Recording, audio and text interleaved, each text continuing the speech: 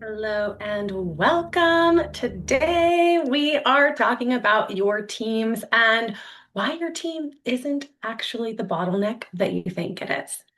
So, if you are someone who has ever left a meeting, you were running the meeting, you were in charge of the meeting, whatever that looks like for you, and you walked out thinking, why am I the only one who gets it? If you have been in business for somewhere between 5 and 10 years, you've grown a team that is strong, and yet there are moments when it's like, why is nothing happening? This is the episode for you. So, welcome in. Here's the truth that I want to open up with. Your leadership teams are they're growing together throughout the years. And after working with hundreds of leadership teams over the last 15 or so years, I've noticed a few things and I want to bring them into this episode today. So let's get started. The truth is, the truth is, if you have been in business for somewhere between 5 and 10 or even more years, and you're still having teams drop action items, you're having your teams have miscommunications, this is not about motivation. It's not about right seat, right person. It's not about skill set. It is about the inner working communications of your business. And likely there is a bit of just how your meetings are structured as well that could be getting in the way and making these issues pop up for you. So, number one, let's dive right in. I want these episodes to be really like punchy for you so that you can get going, take things away, and put them to use as quickly as possible. Now, depending on where you're at in your business, you've probably put together a culture. And if that's something you haven't done, of course, that would be my first step for you, and to really look at your values and what you're operating off of. But your meetings really start to reveal your culture over time. At first, people will come in and they're listening, they're smiling, they're nodding, they're taking notes, they're asking questions. And if this goes away, there's a very beneath the surface communication and culture issue that is happening in your business. So I want to just bring your awareness to that. But step number one is really choosing what you want your culture to look and feel like. And by the way, you also want to put action items behind these. So, just as an example, and I have a whole lesson on this, feel free to send me a message and I can get that module lesson over to you. If you don't feel like your values are really being shown in your business, then that's an important thing to look at. But the way that we actually build culture first is number one, through understanding your values and putting action items to them. So, like a big example, most companies have integrity listed in their business ethics, their business values. And what's important is as an employee, as a team member, as a leadership, and as an executive, it's really important for you to understand, what does integrity look like in this business? Does it look like, and so you want to start giving them action items. So instead of saying integrity is a value, you put it into an action-oriented sentence that says, open and honest communication is always welcome. As an example. This might not be your example, but I'm just giving this example, okay? So that's step number one. And in fact, maybe we'll build a whole episode around that as well. Step number two is to really start observing how your meetings are happening. How are they happening? What is the cadence? What is the purpose behind your meetings? How do people come to these meetings? Are they on time? Are they late? Are they excited to be there? Are they like slouched over in their chair?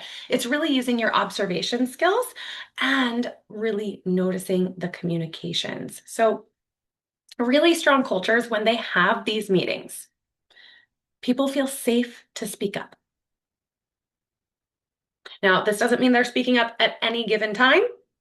There are specific times that are set aside for opinions, for different ideas, etc. Otherwise, the whole thing can go kablooey. All right. Um, your meetings, things to look out for is, does accountability exist? Are your team members taking accountability for their action items, for their homework, so to speak? Are they taking accountability even maybe when they mess something up? And the bigger question here is, are you, as the leader, are you taking accountability? Because teams follow leadership. So definitely ask yourself this question.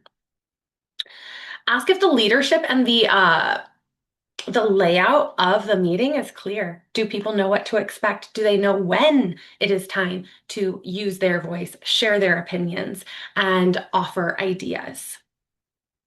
And now this one is sometimes hard to observe, and it may take a little bit of time, but do your people trust each other? That's a big one. That's a really, really big one because it goes hand in hand with the safety that the culture is providing. If there's safety, like innately, we know we're safe, yet there is mistrust in even one member of the team, then these meetings are not going to be efficient. They're not going to give the motivation to the team members to go out and make things happen and continue to follow and strive for the mission of your company. So if you've ever walked out of a meeting, you're like, why am I the only one who gets it? This is simply a symptom. It's not the root issue of what's really going on. So let's give you 3 signs to look for that your meetings are really costing you growth. Like that's how I'll put it. So if you're having the same conversations happen every week, I can't tell you how many teams I've come in to observe, and it is literally the same conversation every week. I don't mean the same layout. I mean the same conversation. Like, well, here's why I can't figure out how to get this done. Here's, excuse me, here's the help I need. And it's like it's going in one ear and out the other. If you're having similar conversations on a weekly or just a very consistent basis, there's some support that your team needs. Now, that could be any number of things from getting a course, getting a coach. I mean, obviously, people bring me in as a facilitator, as a coach for their teams. So that's one example of really getting to the root cause so that everything can start to flourish again. Another sign is that decisions don't have owners. So this can happen. Often the CEO or the next executive is the one making the decisions. Eventually, you may grow to a point where you have a board and there's voting going on and all of these things. But sometimes what I see, and particularly that 5 to 10 year mark where your team is new, is that uh, it's like, here's my idea. What do you guys think? And that is not what you need as the founder or the CEO. It's not what they need as the leadership team. It's really about bringing a decision or having each decision have a separate owner. And as the CEO, eventually you're not going to be the one making every single decision. I know that's a hard pill to swallow. And as you scale, you're going to thank me for that tip later. Okay. And another sign, the last sign that I'll go over today, that your meetings are really inefficient with all the love in my heart, is that everyone's leaving with a different understanding of their job, of what they're supposed to do or what another person's supposed to do. And let me be very clear, is you want everyone to understand what their job is. You also want them to understand what what the marketing team's job is, what the finance team's job is. There needs to be a shared understanding. I'll talk about shared language later.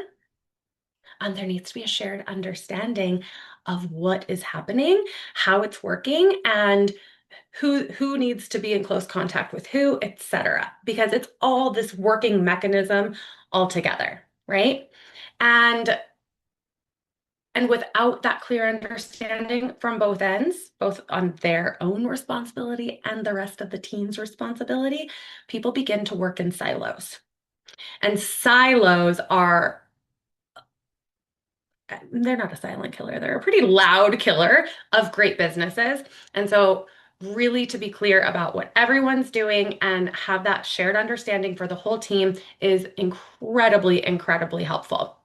So, I work with leaders to help them get to these clear outcomes. Now, I'm going to link a free resource that I have around leading transformational, efficient meetings that get your team fired up and going. But here's the main things that you need to think about as you are putting these meetings together and what really separates a great leader from someone who founded a company. Okay. Number one, clear outcomes before the meeting starts. You know what the outcomes are that you are going to be looking for. You have a clear designed idea of what exactly the outcome of this meeting should be. There's ownership of action items. There's creating space for disagreement, for ideas. This is actually a part of your meetings that if you begin to plan for, disagreements lessen by miles. By miles. People start to be on the same page, start to see other people's perspectives and what they're bringing to the table so that everyone can work cohesively. And then listening. A great leader, I cannot stress this enough, a great leader is not listening to respond. They're not even listening to solve in that direct moment. What they're doing is they're listening to understand. And you've heard this multiple times. So they may ask more questions so that they have that full understanding. This is incredibly important. I see beautiful, beautiful, heart-led, successful businesses they get to this point where it's like, okay, bada bing, bada boom, we're working so well. And so the leader stops listening, stops practicing curiosity, and stops listening to understand and instead begins to listen to respond. There is a very, very important pause that every great leader has where they are digesting the information, asking for more information should they need it, and then responding if they have a response. Okay. Now, if you've been in my world a little while, you already know that I have a framework, and I'll just quickly go over it here. If you would like the training on that, there's a lot of different trainings that are supportive inside of this episode. But I call this the love method. And so this is really the method that leaders use who are focused on support, not just growing their company, but supporting their teams and the people who are building it with them along the way. So the first step is literally to listen. As a leader, it is your job to listen. Uh, then to offer solutions, if and only if you've listened enough, you have a full understanding. Then verify and validate. Now, this is great for the entire team. We need to verify, we need to validate, we need to put things in writing so that it is for sure, this is the communication standard we have. This is these are our action items moving forward. Let's make sure we're all on the same page. Okay, ready? Rock and roll. And then embrace. I talk about the yes and concept. Bringing in disagreements is okay. In fact, conflict is really, really healthy for a growing organization. And so, as you or your team may be listening to one another, rather than saying no, start practicing the yes and technique. And this looks like, by the way, if maybe someone wants to start a campaign that really isn't the right timing for the company. And so, just an example, you either as a leader, as a team member, whoever you are listening in right now, you're going to say, yes, that's a great idea.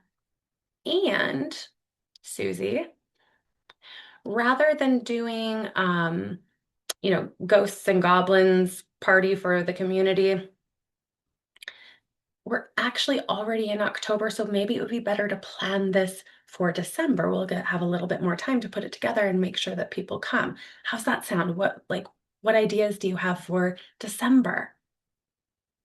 Okay.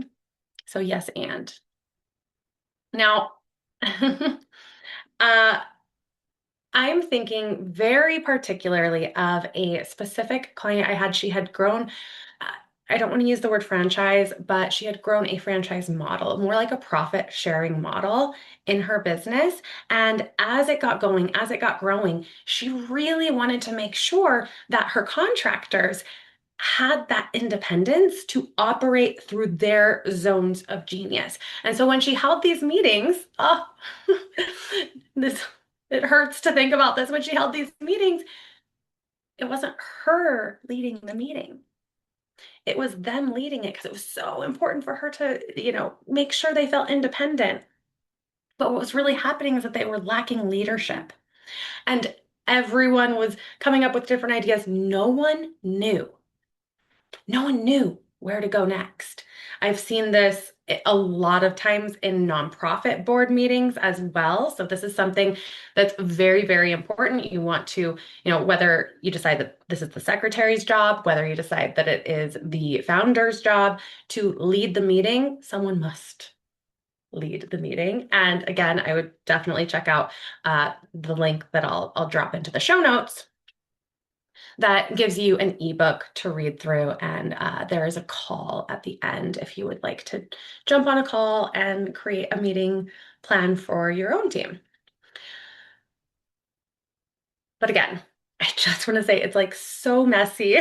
I've seen so many of these. They're so messy, and everyone leaves feeling almost worse than they did before. Or maybe one person leaves and they're like, oh, I'm so ready to go. And everyone else is like, no, pull back, pull back. So you've likely been in meetings like this yourself or felt some realm of this experience in your own world.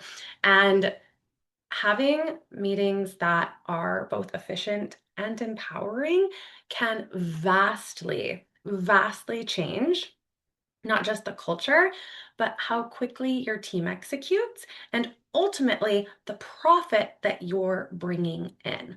So I hope this was helpful. Definitely check out the links that I'm going to drop in the show notes if this landed for you and you're feeling like, okay, it's time to get some resources. All right. Till next time, thanks for joining.